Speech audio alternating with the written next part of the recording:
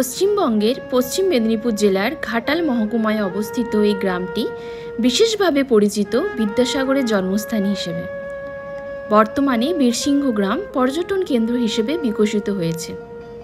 বিদ্যাসাগরের স্মৃতি বিজড়িত স্থানগুলো দেখতে প্রতিদিন বহু দর্শনার্থী এখানে আসেন।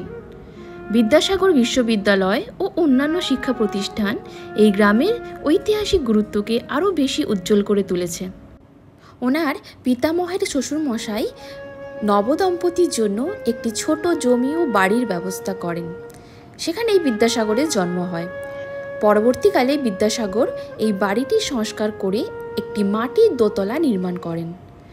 1869 সালে মার্চ মাসে এক বিধ্বংসী আগুনে বাড়িটি ভস্মীভূত হয় এবং সেই বছরই বিধবা বিবাহ সংক্রান্ত বিবাদের জেরে বিদ্যাসাগর চিরতরে বীরসিংহ গ্রাম ছেড়ে চলে যান। বিদ্যাসাগর মহাশয়ের শৈশব, শিক্ষালাভ ও পরবর্তী জীবনের সংগ্রাম আমাদের জন্য অনুপ্রেরণার নিদর্শন। নারী শিক্ষা থেকে শুরু করে বিধবা বিবাহের মতো সমাজের প্রচলিত কুসংস্কৃতির বিরুদ্ধে তার অবিচল দৃষ্টিভঙ্গি সমাজের নতুন দিশা ও আশার বার্তা নিয়ে এসেছে। তার কর্মযোগ্য ও সংস্কারের ধারায় আজকের সমাজ প্রভূত পরিবর্তনের সাক্ষী।